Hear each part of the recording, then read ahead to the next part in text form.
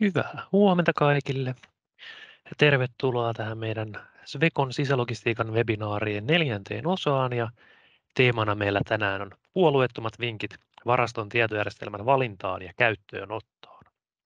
Minä olen Henri Alkvist, toimin Svecolla logistiikka-asiantuntijana ja tässä webinaarissa puhujana. Ja tässä on meidän tämän päivän ohjelmamme. Ensin käyn tuossa läpi lyhyen Swecon logistiikan asiantuntijapalveluiden esittelyn. Sen jälkeen mennään itse aiheeseen, eli puolueettomiin vinkkeihin varaston tietojärjestelmän valintaan ja käyttöönottoon. Ja sieltä sitten erityisesti valinnassa huomioitavia asioita, esimerkkejä erilaisista vaihtoehdoista ja vinkkejä käyttöönottoon. Loppuun on sitten varattu aikaa hieman kysymyksille ja vastauksille, eli niitä voitte sitten tuonne keskusteluikkunaan kirjoitella kysymyksiä sitä mukaan, kun niitä mieleen tulee, tai sitten siellä lopussakin on sitten aikaa sitten niitä käydä läpi, jos sitten siinä vaiheessa vasta tulee mieleen. Mutta itse asiaan, eli lyhyesti Svecosta. Svecohan on Euroopan johtava suunnittelu- ja konsultoinnin asiantuntijayritys ja ruotsalainen firma lähtöjään, niin kuin nimestäkin ehkä voi päätellä, ja koko konsernissa on reilu 18 500 henkeä töissä ja yli 2 miljardia liikevaihto. 58 perustettu, eli historiaakin on takana jo aika paljon. Suomen puolella noin 3000 henkeä töissä ja liikevaihto vajaa 300 miljoonaa, toimipisteitä 27 paikkakunnalla ja erinäköisiä toimialoja on aika monta ja me ollaan logistiikka-asiantuntijapalveluna tuolla projektinjohdon ja rakennuttamisen alla. Eli siellä myös projektin johto-osaamista on hyvinkin paljon sitten meillä kyllä talossa meidän lisäksi myös. Suomessa noin 3500 asiakasta ja NPS eli tämmöinen suosittelu, tyytyväisyysluku, niin lähellä 70, itse asiassa meidän toimeksiannoissa pikkasen ylikin ollut pitkään jo, että siellä 9 ja 10 pääsääntöisesti asiakkailta meidän toimeksiannoista saadaan. Ja koko Sweco Suomi, niin noin 13 000 toimeksiantoa vuosittain, isoja ja pieniä tehdään ympäri Suomea. Vähän noista meidän tiimin palveluista, niin mitä sisälogistiikan puolella tehdään, niin monesti ollaan mukana hyvin erilaisissa projekteissa, ihan tuolta selvitysvaiheesta esisuunnittelun kautta suunnitteluun, jonkun erinäköisten laitteiden järjestelmien hankintaan ja käyttöönottoon asti. Joko ihan semmoisia pienempiä projekteja, että voidaan olla antamassa tukea ja neuvoa, vinkkiä asiakkaalle omiin näkemyksiinsä liittyen, että onko siellä jotain, mitä pitäisi ottaa vielä huomioon, tai sitten mahdollisesti voidaan olla mukana vaikka kokonaisen tehtaan suunnittelusta alusta lähtien, että miten se sisälogistiikan kuuluisi siellä mennä ja mitä asioita ottaa huomioon, minkälaiset hyllyratkaisut, layoutit, minkä näköistä varastoautomaatiota, minkä näköinen järjestelmä auttaisi toimimaan paremmin ja niin edelleen. Ja mainitsin tuosta projektin johtamisesta jo, niin myös sellaista pystytään tekemään, että jos on vaikkapa varastonhallintajärjestelmän käyttöönottoprojekti kyseessä, niin pystytään siinä myös toimimaan tämmöisenä ulkoisena projektipäällikkönä tai resurssina sitten siinä mukana tuomassa vähän sitten puolueetonta asiantuntijanäkemystä sinne mukaan siihen projektiin, jotta sitten varmasti asiakkaan tarpeet tulee huomioitua. Siitä ehkä kohta vähän lisää.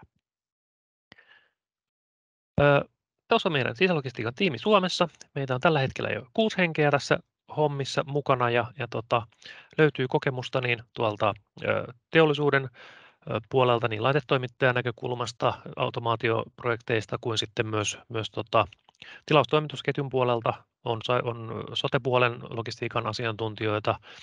Oma tausta on pitkälti tuolta teknisen tukkukaupan logistiikan parista ja sieltä sen jälkeen myös sitten näitä valmistavien yritysten toimintoja hyvinkin pitkälti päässyt näkemään ja kehittämään. Ja viimeisimpänä tosiaan Ari-Pekka Hakala nyt sitten vielä tullut mukaan meillä tuonne Turun suunnalle ja hänellä on taustaa sitten tuolta niin kuin käyttöönottopuolelta aika paljonkin ja on niin kuin monen firman kautta osaamista sieltä ja taustalta ja hyvä lisäys meidän tiimiin kyllä nyt. Mutta mielellään kerrotaan meidän osaamisesta ja tekemisestä vielä lisääkin, että jos jotain kysyttävää jää. Mutta mennään itse asiaan, jotta ei aika lopu kesken, niin tosiaan jos katsotaan varaston tietojärjestelmää ihan näin, niin kuin lähdetään perusasioista liikkeelle, niin yleensähän sillä toimivalla varaston tietojärjestelmällä pyritään saavuttamaan se varastoprosessien tarkempi hallinta ja tehokkaampi toiminta. Ja sieltä ehkä sitten lisähyötynä se, että se järjestelmän kautta kertyvä data niin mahdollistaa sitten sen prosessien edelleen kehittämisen, koska sitten tiedetään sen datan avulla, että mitä asioita siellä menee jo hyvin ja mitä asioita siellä on sitten ehkä semmoisia, missä kestää kauemmin aikaa kuin pitäisi kestää, tai että se nähdään, että tehokkuus on heikompaa jossain asiassa. Ja toki sitten myös sitä takaisinmaksuaikaa on paljon helpompi laskea sitten joillekin tarvittaville investoinnille, kun sitä dataa on sitten, niin pystytään perustelemaan, että se oikeasti tehty kehitys kannattaa ja maksaa itsensä myös takaisin. No yleensä sitten varaston tietojärjestelmä sisältää ne tuotteiden varastopaikat, varastoalueet, että esimerkiksi ihan se tavallaan niin sanottu hyllyavaruus, mitä hyllyjä, mitä käytäviä, mitä paikkoja on, minkälaisia paikkoja mahdollisesti jopa, jos on eri korkuisia, erityyppisiä paikkoja erityyppisille kollityypeille, se tieto siellä on. No toki sitten kun sinne tuotteita varastoidaan sinne varastoon, niin sitten minne ne sinne on sijoitettu, mistä ne sieltä löytyy, minkä verran sitä tuotetta missäkin siellä varastossa on.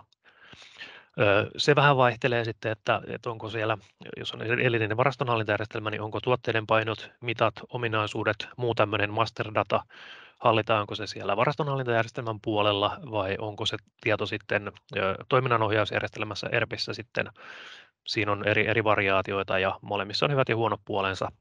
Usein jos on tuommoinen varastonhallintajärjestelmä käytössä, niin sitten se tietty masterdata-osuus, mikä liittyy varastointiin, niin kannattaa olla siellä ainakin muutettavissa sieltä varastonhallintajärjestelmän kautta, jotta sitten esimerkiksi uusien tuotteiden vastaanottovaiheessa pystytään sitten tarkistamaan ja määrittämään ne tiedot oikeaksi, koska aika monesti tuolta sitten hankintaorganisaation kautta saatuna ne toimittajalta saadut tiedot ei välttämättä ole ihan oikein, jolloin niitä tarvitsee oikeasti korjailla ja varmistaa, että siellä jossain integraatiossa sitten tai päivitysajoissa sitten tiedot aina muutu uudestaan sitten pieleen.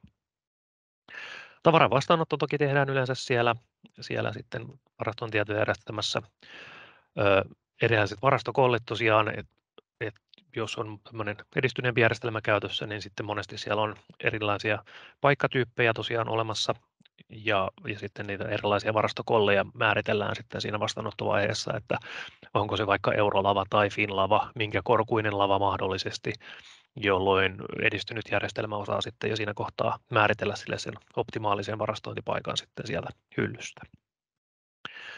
No usein sitten varastonhallintajärjestelmässä on omia hyllytys- ja siirtotehtäviä, mitä sitten syntyy sen mukaan, mitä sinne on logiikat asetettu. Et esimerkiksi vaikka sitten kun tavaran vastaanotossa kolli on otettu vastaan, niin sille tulee sille kollille mahdollisesti sitten siirtotehtävä, hyllytystehtävä sinne hyllyyn, joko keräilypaikalle tai varapaikalle. Ja sitten vaikka sieltä varapaikalta voi sitten tulla siirtotehtävä sinne varsinaiselle keräilypaikalle, kun sitä keräilypaikkaa tarvitsee täydentää.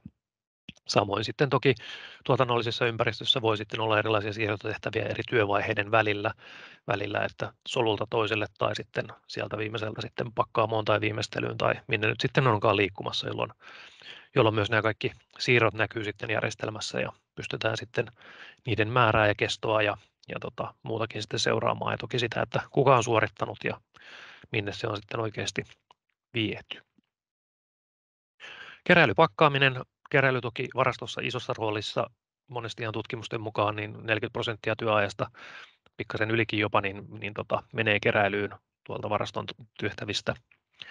Ja itse asiassa sitten kun edistynyt varastonhallintajärjestelmä pystyy optimoimaan sitä keräilyä jo aika hyvin ja ohjaamaan sitä kerääjää, niin sitten se pakkaaminen onkin sitten monesti sitten jo se haastavin tehtävä, joka vaatii sitten ehkä hieman opettelua ja parempaa perehdytystä siihen, jollei sitten ole jotain vaikka varastoautomaattista keräilyä tehty niin, että se on joku automaatti pakkaamassa siellä, mutta se pakkaaminen on itse asiassa yllättävän haastava vaihe, mitä parhaat järjestelmät jo jonkin verran pystyy tekemään, että laskemaan sitä, että minkä tyyppiseen pakkaukseen tämä kyseinen tilaus mahtuu tai jakamaan sitä jopa useampaan pakkaukseen. Sitten lähetys ja siihen liittyvät dokumentit on iso asia toki myös, ja jossain järjestelmissä tietenkin on sitten erinäköisiä integraatioita, vaikkapa varastonhallintajärjestelmästä tämmöiseen tavallaan kuljetusten hallintajärjestelmään, transport management systeemiin, mitä sitten on. Eli voi olla, että ne tiedot siirtyy suoraan sieltä sitten sähköisessä muodossa sinne ja tulostaa automaattisesti rahtikirjat ja vaadittavat muut dokumentit, asiakirjat ja menee sähköisessä muodossa eteenpäin. Toki se voi olla myös sitten sisäänrakennettuna siihen olemassa olevaan ERP-järjestelmään tai johonkin muunkin järjestelmään, että se voi toimia myös siihen. No sitten vähän näitä valinnassa huomioitavia asioita. Eli yrityksiä ja yritysten tarpeita on todella monenlaisia näille järjestelmille ja varmaan aluksi kannattaa lähteä liikkeelle siitä, verrata sitä nykyistä tilannetta siihen, että mitkä ne tulevaisuuden tavoitteet on, koska tämmöinen järjestelmä yleensä hankitaan kuitenkin niin kuin pidemmäksi aikaa. Sitä mielellään ei lähdetä sitten niin kuin heti muutaman vuoden päästä vaihtamaan, jos tilanne näyttääkin siltä, että vaikka kasvutavoitteet on saavutettu, mitä yrityksille on asetettu. Että hankitaan sellaista järjestelmää, mitä sitten oletetaan tarvitsevamme niin kuin muutaman vuoden päästäkin vielä, että se täyttää sen tarpeen silloinkin. No sitten jos mietitään eteenpäin, niin varaston koko, kompleksisuus vaikuttaa todella paljon siihen, että minkälaisia ominaisuuksia siltä järjestelmältä vaaditaan. Et jos puhutaan pienestä varastosta, josta vaikka kerätään jollain yhdellä trukilla tai mahdollisesti jopa ilman trukkia, että kävellen kärryn kanssa jotain pientä tarvikehyllyä, niin sellaisessa varastossa tarve on aivan erilainen kuin sitten, jos puhutaan 10 000 neliöiden varastosta, jossa on useita eri varastoalueita, erityyppisiä hyllyjä, joita kerätään mahdollisesti eri koneilla, mahdollisesti varastoautomaatioita ja niin edelleen, useita rakennuksia, jolloin sitten sitä tavallaan keräilytehtäviä ja montaa muutakin asiaa pitää pystyä jakamaan sitten eri keräilyalueille esimerkiksi. No, varastoitavien nimikkeiden määrä ja vaihtuvuus vaikuttaa myös sitä kautta, että jos puhutaan joistain 10 tuotteesta, niin silloin välttämättä se, että ne on edes jossain järjestelmässä, niin ei ole ehkä tarpeellista. Ne pystyy ehkä ihmiset jopa niin kuin muistamaan, ja varsinkin jos ne on jotain isoja määriä sitä samaa tuotetta, että ne on samalla alueella, niin silloin sen pystyy aika hyvin hanskaamaan ihan niin kuin ilmankin jopa jotain järjestelmää. Toki sieltä etuja silti saa, jos järjestelmää käyttää. Mutta sitten aina kun se nimikemäärä kasvaa, niin sitä suurempi se tarve sille toimivalle järjestelmälle on. Ja erityisesti sitten, jos se vaihtuvuus on suurta, että vaikka on parikymmentä tuhatta tuotetta, joista 1000-2000 tuotetta vaihtuu vaikka vuoden sisällä ja niiden menekki hirveästi elää, että siellä tulee paljon uutta tuotetta ja on paljon poistuvaa tavaraa, niin se, että se järjestelmä pystyy automaattisesti optimoimaan sitä niiden sijoittelua siellä että on tämmöiset dynaamiset vaihtuvat keräilypaikat, niin vaikuttaa siihen varaston tehokkuuteen todella paljon. Että jos siellä joudutaan paljon sitten tämmöisessä varastossa tekemään semmoista manuaalista optimointityötä, jotta se tehokkuus pysyy yllä, niin se syö yllättävän paljon työaikaa, että sinne saa varata jo niin kuin useita henkilöitä tekemään sitä manuaalisesti, jotta se saadaan toimimaan vastaavalla tavalla. Silloin se todella hyvä tietojärjestelmä maksaa jo siinä määrin itsensä takaisin. No sitten varastoitavien nimikkeiden ominaisuudet ja ottokerrat. Ottokerralla tarkoitan sitä, että kuinka usein päivässä esimerkiksi siihen kyseiseen tuotteeseen kosketaan. Jos siellä on paljon sellaisia tuotteita, joita kerätään todella paljon, just sellaisessa tavallaan, jos tuotteita ei ole niin paljon, niin monesti siellä sitten puhutaan 20-80-säännöstä, että yleensä 20% siitä tuotemäärästä tuo 80% liikevaihdosta ja on niitä liikkuvia tuotteita, niin silloin se on tietenkin paljon pienempi se määrä, pienemmässä tuotemäärässä se, mitä kerätään päivittäin, jolloin on helpompi optimoida pienemmälle alueelle. Mutta sitten jos ruvetaan taas puhumaan 10 000 nimikkeistä, niin sitten niitä on jo sitten 1000-2000 nimikettä, joita kerätään päivittäin, niin niiden sijoittaminen sitten taas sinne varastoon ja sen keräilyreittien ja tapojen optimointi on sitten paljon haastavampaa taas kuin pienemmässä tuotemäärässä. Nimikkeiden ominaisuuksissa toki sitten tärkeää se ihan fyysisten mittojen ja vaikka päälle lastattavuuksien lavatyyppien lisäksi sitten tärkeää on huomioida se, että jos siellä on erinäköisiä kemikaaleja, joka vaatii erityyppistä käsittelyä, miten se järjestelmä taipuu siihen koko sen ketjun läpi. Päiväysten hallinta on monessa järjestelmässä yllättävän haastavaa, että jos on parasta ennen päiväyksiä viimeisiä käyttöpäiviä, jotta se saadaan sieltä vastaanotosta sinne keräilyyn asti hallattua ja jopa niin, että se mahdollisesti estää sitten järjestelmän kerättävyyden siinä kohtaa, kun se päiväys on mennyt umpeen, ja mielellään tietty vielä vähän varoittaakin siitä etukäteen, jotta ne pystytään sitten saamaan sieltä pois ennen kuin ovat menneet vanhaksi. Erinäköiset erähallinnat, jos on jotain vaikka aineistodistustarpeita tai sulatusnumeroseurantaa, tämän tyyppisiä, että pitää pystyä jäljittämään se tuotteen ketju sitten tarvittaessa taaksepäin ja poistamaan ne sitten sieltä hyllystä ja ilmoittamaan asiakkaalle, kenelle ne on mennyt. No sitten tarvittavat integraatiot, no toki jos on vaikka toiminnanohjausjärjestelmä olemassa, niin yleensähän sitten, jos siihen hankitaan varastonhallintajärjestelmä, niin silloin täytyy integroida se varastonhallintajärjestelmä siihen toiminnanohjausjärjestelmään, mutta onko jotain muita järjestelmiä, varastoautomaatiota, kuljetuksen hallintajärjestelmää, jotain erityistä laskutuspuolta, taloushallintopuolta, mihin pitää tehdä integrointeja. Ne huomioitava, se vähän vaihtelee, että kuinka helppoa mitkäkin järjestelmät on mihinkin ratkaisuihin integroida. Varastonhallintajärjestelmissä pääsääntöisesti on aika helppoa se integroitavuus, koska yleensä ne on suunniteltu siihen, että siihen integroidaan sitten erilaisia juttuja kiinni, löytyy erinäköisiä lisäpalikoita sitten, millä se pystytään se tiedonsiirto siellä välissä tekemään. Mutta sitten joissain suurissa toiminnanohjausjärjestelmissä, niin ne voi olla yllättävänkin kalliita ne integraatiot sitten johonkin toiseen järjestelmään. No sitten se toiminnan tyyppi ja tarvittava reagointinopeus, ehkä mennään siihen tuohon myös tässä kompleksisuuteen myös tässä, eli jos on hyvin selkeää, esimerkiksi teknistä tukukauppaa, tavara tulee sisään, se pistetään hyllyyn, niin sitten jossain vaiheessa se kerätään sieltä pois ja se lähtee eteenpäin, niin se on aika simppeliä. Se on periaatteessa varasto toimii niin kuin varasto, mutta sitten jos siellä pitää tehdä jotain erilaista vaikka esivalmistelutyötä tai puhutaan vaikkapa valmistavan teollisuuden varastosta, niin silloin siinä rupeaa olemaan paljon enemmän tätä variaatioita. Siellä saattaa olla ensin on tietyn tyyppistä komponenttivarastoa, niille komponenteille saatetaan tarvita tehdä jotain esivalmistelua tai tarkastustöitä. Sitten siellä voi olla keräilyn yhteydessä erinäköistä setitystä, settikokoonpanoa, erinäköisiä valmistelujuttuja siihen, jotta se menee sitten sinne tuotantoon hyvin se tavara siinä kohtaa, kun se sinne lähtee.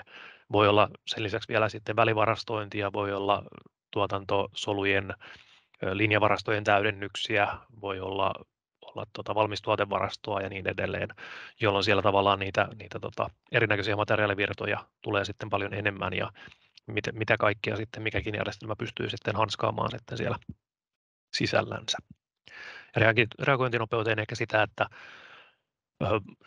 tarvitseeko sen tiedon siellä järjestelmässä olla reaaliaikaista, onko se niin, että siellä tapahtuu satoja tai tuhansia asioita tunnin sisällä siellä toiminnassa, onko se niin, että sieltä pitää saada lähes minuutin tarkkuudella tieto siitä, että missä mennään, vai riittääkö se, että siellä tehdään asioita paperilla ja käydään kuittaamassa jossain koneella siinä kohtaa, kun se asia on tehty, vai pitääkö se tapahtua saman tien vaikka puheenohettuna tai jonkun mobiilipäätteen toimesta niin, että se on niin kuin sekuntien tai vähintään minuuttien sisällä niin kuin reaaliaikaista se toiminta.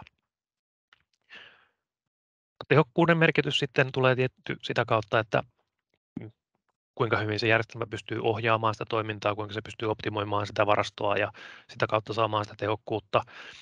Onko se merkittävää, että siellä esimerkiksi keräilyä tehdään niin paljon, että sen keräilytehokkuuden pitää olla todella hyvä, vai onko se niin, että se keräilyn osuus siitä toiminnasta on sen verran pieni tai se keräilymäärä on sellainen, että sen esimerkiksi yksi ihminen pystyy joka tapauksessa tekemään työpäivänsä aikana.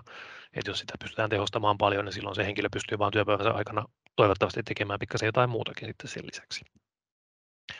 Vai onko se virheettömyys tärkeämpää kuin se tehokkuus? Että siellä tehokkuudessa esimerkiksi sitten, jos mietitään keräilyä, niin vaikkapa ryhmäkeräily, jossa edistyneemmissä järjestelmissä yhdistellään pienempiä keräystilauksia niin, että jos on vaikka alle 8 rivin tilaus, niin sitten siellä kerätäänkin useata pienempää riviä kerralla, jolloin saadaan sitten sitä kautta sitä keräilykierroksen tehokkuutta nostettua, kun yleensä pidempi keräilykierros on tehokkaampi kuin lyhyempi, että sä käyt yhden tuotteen kerralla vaan hakemassa jostain varastosta. Niin siinä sitten taas se hyvä järjestelmä on tärkeä siinä kohtaa, että siinä helposti tapahtuu virheitä sitten, että sä keräätkin väärälle tilaukselle sen tuotteen, jos sä keräät useita tilausta kerralla, jolloin sitten taas tulee se punnitseminen, että kumpi se on tärkeämpää, se tehokkuus, että sä keräät montaa tilausta kerralla tehokkaammin, vai se, että sä keräät yhden tilauksen varmasti kerralla oikein. Niin sitten menee tähän viehtymätön laatuun. Et sit toki jos on hyvä järjestelmä, siellä on erinäköiset tarkistusnumero tai viivakoodilukukäytännöt, QR-koodilukukäytännöt, että sä aina varmistat sen, että sä keräät sen oikeaan laatikkoon esimerkiksi, tai erinäköisiä valo-ohjattuja keräilyjä, jolla sä varmistat, että se menee oikeaan paikkaan se kerätty tavara, niin silloin se virheettömyyslaatu voi tulla sen tehokkuudenkin kanssa, mutta jos se laatu ja virheettömyys on tosi tärkeää, niin silloin se voi olla, että sitten se tarkoittaa sitä, että kerätään vain yksittäisiä tuotteita kerrallaan ja niin edelleen. Tuohon toki myös sitten laatuun se, että liittyy tavallaan tuohon myös inventaarion tarkkuuteen ja sen merkitykseen, että jos se on tosi tärkeää, että aina menee samaa tavaraa tai oikeata tavaraa sille asiakkaalle, että se ei saada tehdä keräilyvirheitä, niin sitten tämmöinen tavallaan tarkistusten määrä siinä keräilyvaiheessakin voi lisääntyä. Esimerkiksi eräässä ratkaisussakin on ollut, että siellä jokaisesta tuotteesta, mikä kerätään, niin sieltä skannataan se EAN-koodi sieltä tuotteesta, jolla sillä varmistetaan, että se kerätään oikea tuote. Ja jossain pitää ottaa jopa sarjanumerot ylös, jotta sitten niin kuin tavallaan se on vielä tarkemmin seurattu. Mutta tuo inventaarion tarkkuus oikeastaan liittyy tuohon laatuun myös, eli hyvässä järjestelmässä sitä inventointia tehdään jatkuvasti. Monesti on käytössä tämmöinen nollapaikka-inventointi, jolloin kun se viimeinen kerätään sieltä, niin silloin se aina varmistetaan, että onko se kolli oikeasti tyhjä ja sitten saadaan se inventointimme pysymään koko ajan oikeana ja tarkkana, jolloin sitä ei tarvitse kyseenalaistaa, että onko meillä sitä tavaraa, jos järjestelmä näyttää, että sitä on, ja sitä ei tarvitse tehdä vain kerran vuoteen ja toivoa, että kaikki löydettiin ja niin edelleen. Jäljitettävyydestä tuossa mainitsinkin jo. Työntekijöiden määrä ja vaihtuvuus toki vaikuttaa myös sitä kautta, että ensinnäkin ihan, että kuinka paljon niitä vaikka mobiilipäätteitä tarvitaan, kuinka paljon tarvitaan lisenssejä. Ja sitten tuo vaihtuvuus vaikuttaa siihen, että kuinka helppo sen järjestelmän ja yleensä prosessien tulee olla niin kuin suorittaa. Et jos mietitään, että on toiminta, jossa ei ole oikein mitään ohjaavaa järjestelmää, asiat on ja toimintatavat on ihmisten päässä ja tiedon varassa, semmoiseen se perehdyttäminen on paljon hitaampaa ja vaikeampaa kuin sitten semmoisessa toiminnassa, missä on hyvin toimiva varastonhallintajärjestelmä esimerkiksi, joka ohjaa sitä kerääjää vaikka tekemään sen asian. Se kertoo, missä se on, jopa ohjaa, miten pitää pakata ja niin edelleen. Niin monesti se perehdytysaika on aivan erilainen sitten. Todella paljon lyhyempi semmoisessa, missä hyvä toimiva järjestelmä ohjaa sitä toimintaa. No, tässä on nyt sitten vielä vähän esimerkkejä siitä, että minkä tyyppisiä järjestelmiä on olemassa. Eli jos lähdetään tuolta vasemmalta, niin melkein kaikissa yrityksissä on jonkinnäköinen toiminnanohjausjärjestelmä jo käytössä. Ja se on tietenkin se hyvä puoli, ja osassa niistä on ihan hyviä varastonhallintapuolen ominaisuuksiakin. Siellä on yleensä löytyy varastopaikat, sallupaikkahallinta, niin edelleen, inventoinnit, ja siinä määrin niin kun siitä yleensä kannattaa lähteä liikkeelle, jos niitä palikoita ei edes ole käytössä, niin katsoa siitä, että pärjätäänkö niillä, onko siellä niitä juttuja, mitä tarvitaan. Mutta monesti niitä ominaisuuksia on vähän vähemmän ja voi olla kankea käyttää, että välttämättä ei ohjaa käyttäjää. Voi olla, että tarvii jonkun asian tehdäkseen vaikkapa keräilyn ja pakkaamiseen tehdä eri rutiineissa, mitkä ei suoraan seuraa toisiaan ja niin edelleen. Ja monesti sitten, jos puhutaan oikein isosta toiminnanohjausjärjestelmästä, niin sitten kehittäminen on usein vaikeampaa, jos halutaisiin muuttaa jotain toiseen suuntaan, että tämä ei toimi niin kuin haluttaisiin, ja sitten se voi olla myös toki kalliimpaa sitten sen kautta, kun se on vaikeampaa. No, sitten on olemassa nyt tänä päivänä jo näitä erillisiä tämmöisiä mobiilikäyttöliittymiä ERP-järjestelmään, jos se ERP-järjestelmä ei suoraan sitä tue, että sitä pystyisi käyttämään mobiilisti trukkipäätteen tai tabletin kautta esimerkiksi. Ja sitten toki tämmöinen järjestelmä ei ole sitten taas niin kallis vielä kuin tuommoinen erillinen varastonhallintajärjestelmä, mutta se mahdollistaa jo sen paperittoman reaaliaikaisen toiminnan ja nostaa sitä tehokkuutta sen kautta. Toki pitää ostaa jo erikseen integroitava siihen ERP-järjestelmään jollain lailla. Ja sitten toki jos siellä ERP-järjestelmässä jotain ominaisuuksia ei ole, esimerkiksi vaikka, että siellä on pelkästään kiinteät keräilypaikat käytettävissä, mutta ei ole varapaikkoja mahdollista käyttää siinä järjestelmän kautta, ei ole tämmöistä kollikohtaista salunhallintaa, niin se erillinen mobiilikäyttöliittymä ei poista sitä ongelmaa siinä kohtaa. No, sitten erillinen varastonhallintajärjestelmä niin on sitten suunniteltu ihan varastonhallintaan. Siellä on yleensä enemmän ominaisuuksia ja se ohjaa sitä käyttäjän toimintaa, jolloin se perehdytys on sitten lyhyempi. Ja monesti sitten voi käyttää myös varastoautomaateista keräilyyn jolloin sitten se sama käyttöliittymä sinänsä toimii niin kuin joka paikkaan, jolloin se taas ehkä helpottaa sitä perehdytystä. Se on sitten toinen juttu, että milloin se on kannattavampaa tehdä silleen kuin järjestelmän omalla tai automaatin omalla järjestelmällä. Yleensä pystyy optimoimaan sitä tuotteiden sijoittelua automaattisesti, voi olla se dynaamiset varastopaikat käytössä ja on se kollikohtainen saldonhallinta, jolloin jokaiselle varastokollille näkee, missä se siellä on, kuinka paljon tavaraa siinä on ja on sitten se nollapaikka-inventointi käytössä. Ja yleensä paljon muitakin ominaisuuksia sitten on erinäköisiä dashboardeja ja ties vaikka mitä. Mutta sitten toki ostettava erikseen, hinta toki kasvaa sitten vielä verrattuna noihin erillisiin mobiilikäyttöliittymiin ja on sitten integroitava sinne ERP-järjestelmään, mietittävä ne rajapinnat ja niin edelleen. No, tässä on sitten vielä yksi tämmöinen esimerkki eritasoisista järjestelmistä valmistavassa yrityksessä. Ja jos lähdetään tuolta alimmalta tasolta liikkeelle, katsotaan vastaanottoa ja hyllytystä, niin tosiaan voi olla, että ei ole välttämättä käytössä edes minkäännäköistä toiminnanohjausjärjestelmää, tai jos on, niin sitten se on silleen hyvin rajoitetusti käytössä.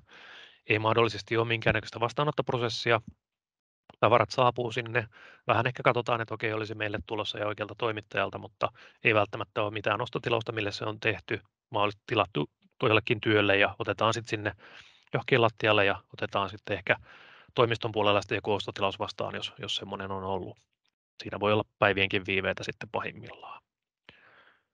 No sitten niin sanotusti keskitasolla, niin se saapunuslähetys tarkastetaan yleensä sitten jonkun pakkauslistan tai lähetteen kanssa. Vastaanotetaan järjestelmään monesti sitten jossain vähän kiinteällä tietokoneella pikkasen sivumassa. Ja se hyllytys sitten yleensä tehdään sitten paperisella listalla kiinteälle varastopaikalle, jolla saattaa olla myös muita tuotteita. Ja sitten yleensä se hyllytyskin kuitataan sitten järjestelmään joko etu- tai jälkikäteen, mutta se ei ole niin kuin reaaliaikainen toiminta, että se tavara voi olla hyllyssä jo ennen tai sitten se on vasta jälkeenpäin. No sitten, jos mietitään edistynyttä varastohallintajärjestelmää, niin siellä sitten parhaimmillaan se vastaanottaja saa siltä toimittajalta tämmöiseen Shipping Notice Arrival-sanoman, jossa lukee jo mitä tavaraa on tulossa, mitä siinä kyseisessä kollissa on, milloin se on tulossa. Ja tavaran vastaanotto voi tapahtua sillä, että siitä mobiilipäätteellä skannataan koodi pakkauksesta tai siitä kollista, jolloin se kertoo järjestelmälle, että okei, tämä on tätä ostotilausta, tämä kolli sisältää nämä tavarat. Ja sitten siinä voi sitten siinä kohtaa hyväksyä tai tehdä mahdolliset muutokset, että se tavara on otettu sen jälkeen suoraan vastaan sitten. Ja sitten yleensä siitä tulee se siirtotehtävä, jolloin sitten yllättäessä järjestelmä ehdottaa tuotteesta optimaalista varastopaikkaa. Hyllypaikat inventointi. Siellä sitten alimmalla tasolla varastopaikat, tuotteiden saldot ei ole järjestelmässä, tieto on yleensä jonkun päässä tai lapuilla. Kaikki pitää inventoida yleensä kerran vuodessa. Siellä menee paljon aikaa siihen, että etsitään niitä tavaroita, niin saldoihin ei oikein voi luottaa ja siellä monesti sitten saattaa olla paljonkin niitä inventointieroja, tavaraa hukassa ja niin edelleen. Keskitasolla sitten kiinteät varastopaikat järjestelmässä, ei sijainnin optimointia, koko saldo keräilypaikalla, vaikka sitä olisikin varapaikalla. Alusta-automaatteja tai paterninostereita voi olla käytössä, mutta niitä ei ole integroitu järjestelmään, että kerätään jollain paperilla manuaalisesti ohjattuna niitä järjestelmiä. Ja siellä myös tuo inventointi yleensä voi olla kerran vuodessa, jollain lailla kaikki pitää inventoida ja varapaikkoja ei välttämättä näy järjestelmässä, jolla niitä tavaroita voidaan joutua etsimään. No sitten edistyneessä järjestelmässä siellä on tosiaan nämä dynaamiset siirtyvät varastopaikat, järjestelmä optimoi sitä tuotteiden sijoittelua automaattisesti. Jokaisen varastokollin sijainti ja saldo nähdään järjestelmästä. Yleensä myös varastoautomaatiota käytössä niin, että se on integroitu sitten järjestelmiin, jolloin sitä pystytään suoraan ohjaamaan sitä kautta. Ja sitten nollapaikka-inventointi käytössä, eli vaan ne, jotka ei ole käynyt vuoden aikana nollilla, niin pitää inventoida manuaalisesti. Ja jos niihin on koskettu, mutta jos se on otettu sinne varapaikalle vastaan, niin niihin ei yleensä tarvitse, jos niistä ei ole kerätty, niin niitä ei tarvitse inventoida. Helpottaa huomattavasti. No keräilyssä yleensä se tuotannon työntekijä tuolla alimmalla tasolla suorittaa sen keräilyn, tehdään paperisella työohjeella yleensä, missä ei ole keräilypaikkoja, jolloin sitten se etsitään sieltä jostain, mihin se saapuessa on sitten otettu se tavara.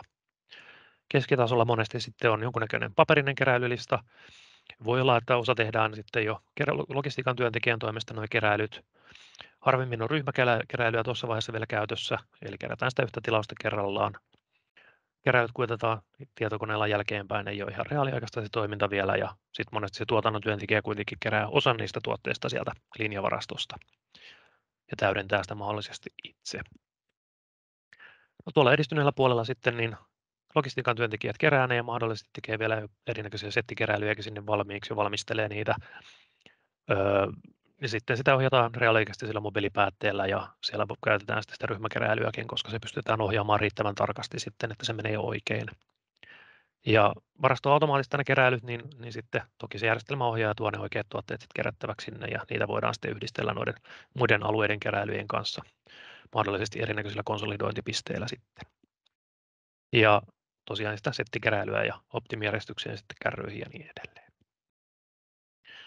Alimmalla tasolla taas tuossa tuotannon puolella niin yleensä, tai voi olla, että siellä sitten vaan työn aloitus ja lopetus kuitataan järjestelmään, mutta ei välivaiheita, jolloin sitten se kokonaisnäkymä ja data on vähän vaillinainen sitten siellä ja manuaalisesti siirrellään tavaraa solulta toiselle. Ja sitten tuolla keskitasolla suurin osa työvaiheista kuitataan järjestelmässä, mutta voi olla, että jotain viimeistelyjä ja jälkikäsittelyjä jää siellä vielä kuittailematta ja osittainen datan kerätyminen, osittainen kokonaisnäkymä.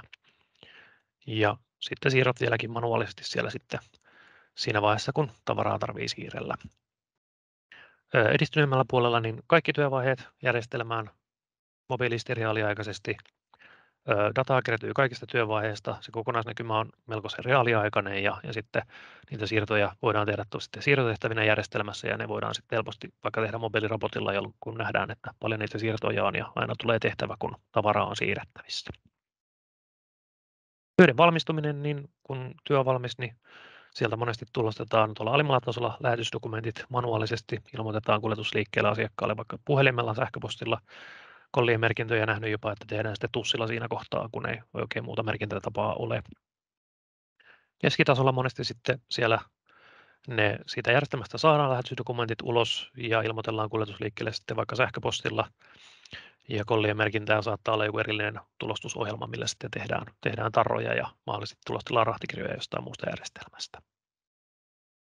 Edistyneellä puolella niin sitten monesti se voi olla, että kun työ kuitataan valmiiksi, keräily kuitataan valmiiksi, miten sitten onkaan, että tulostetaan lähetteessä, niin se järjestelmä voi automaattisesti tulostaa tarvittavat laput, tarrat, luo sähköiset dokumentit, mitkä sitten liikkuu eteenpäin edisanomilla sitten kuljetusliikkeelle tai asiakkaalle ja muuta tavallaan manuaalista tämmöistä työtä ei tarvitse tehdä. No sitten kun puhutaan niin varaston täydennyksistä ja ostotilauksista, niin sitten niitä tuolla alimmalla tasolla niin tilataan työkohtaisesti tai sitten silmämääräisen seurannan perusteella, kun huomataan, että joku loppu hyllystä. Monesti vielä yhden henkilön varassa, eli muut ei saa edes tilailla niitä, kun se pahimmassa tapauksessa toimitusjohtaja sitten tilailee siellä lisää tavaraa. Keskitasolla sitten siellä on tuotteelle asetettu järjestelmään näitä hälytysrajoja, joiden alittuessa sitten niille muodostuu niitä täydennysehdotuksia ja tarkistetaan sitten ja lähetetään vaikka sähköpostilla sitten tavaran toimittajille ja yleensä sitten jaettu sentään useammalle ostajalle noin, ettei ole ihan kaikki yhden varassa. Ja edistyneessä tilassa sitten ne hälytysrajat, kun se alittuu, niin siitä lähtee automaattisesti täydennysehdotus ja monesti sitten tärkeimmät tuotteet on sitten jopa tämmöisen niin kuin toimittajaseuratun hallinnan perusvarassa, eli se toimittaja pystyy seuraamaan niiden tuotteiden saldoa siellä asiakkaan päässä ja täydentämään niitä sitten niin kuin sitä mukaan, kun tarvitaan, ettei se mene liian alhaiseksi se määrä sitten niillä ja pystyy sitä kautta myös ennakoimaan omaa toimintaansa paljon paremmin ja varmistamaan, että se tavara aina riittää. Hieman ollaan jo yliajalla, mutta vielä muutama vinkki tuohon eteenpäin, että varaston tietojärjestelmän hankinnasta, niin yleensä siellä on nämä tämmöiset vaiheet kuin tarpeiden määrittely, ominaisuuksien vaatimusmäärittely, vaihtoehtojen kartoitus ja markkinavuoropuhelut, sopimuksen teko, järjestelmän kehitys ja sitten tietysti käyttöönotto. Ja oikeastaan tuohon pariin ensimmäiseen vaiheeseen kannattaa käyttää todella paljon aikaa ja käyttää vaikka myös ulkopuolista asiantuntijaa vähän kommentoimaan ja varmistamaan, että kaikki ne tarpeet on tullut huomioitua. Niitä on sitten jälkeenpäin on aika kallista tehdä sitä korjaavaa toimenpiteitä sitten siinä kohtaa. Ja käyttöönoton tämmöiset niin kuin tietyt speksit pitää olla, että mitä pitää saavuttaa ja mitkä jutut pitää toimia. Käyttöönottoon sitten muutamia vinkkejä vielä tähän loppuun, niin Käyttäjän osallistaminen jo siinä järjestelmän rakennusvaiheessa ja testauksessa on todella tärkeää. Siinä on oikeastaan 2 hyvää puolta. Siinä on tietysti tämmöistä sitouttamista siihen uuden järjestelmän käyttöönottoon, se vähentää sitä muutosvastarintaa, mutta myös sitten se, että siellä tulee huomioitua ne asiat, mitä siellä oikeastaan niin kuin niiden ihmisten työssä tulee esille. Kaikki ei välttämättä osaa ottaa huomioon, että mitä painalluksia ja juttuja siellä ihmiset tekee tai tarvitsisi tehdä. Ja sitten samalla sitten heidän tulee testattua ja opeteltua myös järjestelmän käyttöä sitten siinä vaiheessa. Ja siihen kannattaa varata kunnolla siihen testaukseen aikaa. Sitä yleensä ei ole liikaa. No sitten erinäköiset hankinnat, mitä sitten järjestelmän lisäksi yleensä tarvii, erinäköiset tulostimet, niiden tulosteiden suunnittelu, testaus ja testaus myös sitten ihan siellä tuotannon puolella. Monesti sitten siinä, niin kun vaikka testipuolella tuotannon tai tulostimukset on toiminut, niin siinä käyttöönottovaiheessa monesti niiden tulostimien kanssa tulee haasteita. Sitten toki erinäköiset tarrat, muut tulostusmateriaalit, mitä tarvitaan, mitä ei ole aiemmin välttämättä käytetty. Erinäköisten varastopaikkojen ja alueiden merkintä, jos siellä tehdään jotain uusia merkintöjä aikaisempaan verrattuna. Ja sitten tietysti jos tarvitaan erinäköisiä muovilaatikoita vaikka jonkin varastoautomaatioon tai pientavarahyllyihin, niin niiden hankinta ja merkintä yllättävän isoja hommia, jos puhutaan tuhansista laatikoista. Tietenkin sitten mobiililaitteiden, käsipäätteiden hankinta, jos mobiililaitteita käytetään tai jotain puheoistoa, ja sitten tietty, että missä niiden latausasemat on ja että niitä on riittävästi, jotta homma rokkaa. Ja sitten tietty, jos näitä mobiilipäätteitä käytetään vaikka trukeissa tai kärryissä, niin että ne sitten oikeasti saadaan sinne kiinni ja trukkeihin mahdollisesti tulostimia ja niin edelleen. Tärkeä asia tietenkin, jos puhutaan langattomasta järjestelmästä, että se verkko toimii sitten siellä joka puolella tilaa. Ja toki jos, erityisesti silloin, kun tehdään uutta toimitilaa, niin olisi tärkeää päästä testaamaan sitä myös siinä vaiheessa, kun hyllyissä on paljon tavaraa, että siellä usein tulee sitten katveita helposti siinä kohtaa, jos ei sitä ole suunniteltu oikein. Käyttöönottosuunnitelma, miten sitten siinä kohtaa, kun lähdetään oikeasti ottamaan käyttöön järjestelmää, toimenpiteitä, minkä verran tarvitaan henkilöitä missäkin vaiheessa paikalle. Monesti on vaikka viikonloppuja, jolloin perjantaina suljetaan vanha järjestelmä ja sitten lauantaina aloitetaan rampata käyttämään sitä pienemmällä porukalla niin sitä järjestelmää ja sitten vaikka sunnuntaille on sitten varauduttu, että jos näyttää hyvältä, niin sunnuntaina isompi porukka paikalle testaamaan vielä, jotta sitten arkena on sitten taas kaikki periaatteessa pystytään toimimaan jo normaalisti. Eli integraatiot tietenkin, mistä tuossa jo vähän oli puhettakin, että myös niiden tiedonsiirtoprosessi ja myös ehkä semmoiset tarkistusmäärittelyt sitten siellä, että vaikkapa ERP-järjestelmän ja VMS-järjestelmän välillä, että kumpi vastaa sitä saldojen oikeellisuudesta, ja jos siellä jostain syystä on järjestelmien välillä eroja, niin miten se hallitaan se niiden tarkistaminen ja varmentaminen, että ne on oikein ne tiedot. Tuo masterdatan hallinta sitten toki yksi iso semmoinen asia, mikä monessa projektissa tulee vastaan sitten siinä kohtaa, että kun suunnitellaan erinäköisiä muutoksia, niin se masterdata monesti on yllättävän heikossa kunnossa, niin sitten siihen semmoinen selkeä prosessi myös sitten jatkoa varten, että se sitten, jos tuommoisessa projektissa ne tiedot katsotaan kuntoon, niin sitten ne pysyykin sitten myös kunnossa ja uudet ja vaihtuvat nimikkeet on myös sitten semmoinen ja poistuvat tuotteet on tosi tärkeä huomioida myös tuommoisissa tilanteissa. Ja sitten tietenkin toi prosessien kehitys, että miettiä sitten se koko ketju sieltä tavarantoimittajalta sinne asiakkaalle asti, että miten ne järjestelmät pitäisi toimia ja tavallaan miten sitten voidaan niin kuin hyödyntää niitä parhaalla tavalla, että vaikka sitten se ostotilaus sinne lähettele-viivakoodina tai jonain, jolla se pystytään sitten saamaan nopeasti sinne järjestelmään, eikä niin, että sitten siellä olisi paljon tämmöistä sormin näpyttelyä, pitkiä numerosarjoja, missä on aina sitten riski tehdä virheitä. Siinä nopeasti läpikäytynä melkein 10 minuuttia jo yliajalla, mutta minun puolestaan vielä aikaa ottaa muutamia kysymyksiä, jos siellä sellaisia on. Ja siellä yksi kysymys Robertiltakin näköjään on, että mitkä on valinnassa hankinnassa tavallisimmat mokat? No toki se, että jotain ei ole osattu ottaa huomioon. Monesti, että jos mietitään toimintaa vaan niin kuin pääprosessien kautta ja tämmöiseen niin kuin happy flow mukaan, eli kaikki menee hyvin, niin sitten unohdetaan ottaa huomioon tämmöiset vähän poikkeavat tilanteet tai jotain tehdäänkin nykytoiminnassa manuaalisesti, mitä ei huomata, että okei, tämä halutaan toimia tehdä myös jatkossakin, mutta se järjestelmä ei välttämättä taivu siihen. Ja yllättävän monessa järjestelmässä se toiminta on tosiaan suunniteltu sen happy flow mukaan, että siellä vaikka jonkun asian korjaaminen tai peruuttaminen voi olla yllättävän vaikeaa, jos ei sitä huomioida testata siinä alkuvaiheessa. Mutta ehkä niin kun se alkupää on siellä se tärkein, että huomioida se oma toiminta, jotta se järjestelmä tavallaan täyttää ne tarpeet, ettei ammuta ihan yli, että ei välttämättä tarvita sitä mersua, jos sillä perusmallillakin pärjätään, jolloin sitten se kustannustaso voi olla se suurin niin kuin yllätys, mutta sitten taas toisaalta, jos lähdetään liian pienellä liikkeelle tai pikkasen tingitty siinä kohtaa siinä valintavaiheessa ja sitten huomataankin vuoden tai 2 päästä, että ei tämä olekaan meille nyt riittävä enää, niin sitten siinä kohtaa se tulee aika kalliiksi taas tehdä se jumppa kokonaan uudestaan sit siinä vaiheessa. Et se alkuvaiheen määrittely on se tärkein vaihe kyllä siinä. Toinen sitten tietty tuommoinen avallinen moka on se, että siihen testaamiseen ei varata riittävästi aikaa, jolloin sitten se tavallaan käyttöönoton jälkeen ei ollakaan vielä oikeasti valmiita käyttämään sitä järjestelmää.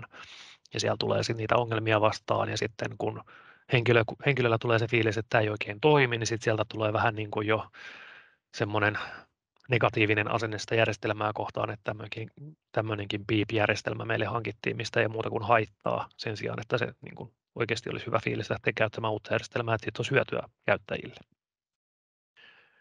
Ja ehkä yhden vielä mainitsen, että pienemmissä firmoissa erityisesti on törmännyt siihen, että otetaan järjestelmä käyttöön, sille on koettu joku tarve, otetaan vaikka toiminnanohjausjärjestelmä uusi käyttöön, ja sitten lähdetään liikkeelle sillä, että otetaan siitä vain osa ominaisuuksista käyttöön, ja ajatellaan, että me otetaan sitten pikkuhiljaa niitä vaikka varastonhallinnan puolen ominaisuuksia käyttöön sitten myöhemmin. Ja sitten vuosien päästä vielä tilanne on se, että me otetaan ne käyttöön sitten joskus, kun ehditään. Että sitä järjestelmästä ei saada niitä oikeasti hyötyjä irti, mitä sillä olisi saavutettu, kun niitä ei ole ollut aikaa ottaa käyttöön. Siinä on ehkä niitä semmoisia yleisimpiä. Ja jos ei lisää kysymyksiä, siellä Robert vielä kirjoittelee jotain, katsotaan tuleeko vielä seuraaviakin. Ilmeisesti vastasin kysymykseen, niin hyvä. Pahoittelut, että meni pikkasen pitkäksi. Innostuin puhumaan vähän enemmänkin noista ensimmäisistä slaideista kuin mitä oli tarkoitus, mutta toivottavasti oli mielenkiintoista asiaa. Ja tosiaan esityksestä jaettava versio ja tallenne tulee tuonne meidän nettiin sitten vielä katsottavaksi myös. Minun puolestani kiitoksia ja oikein hyvää päivän jatkoa. Se on moro.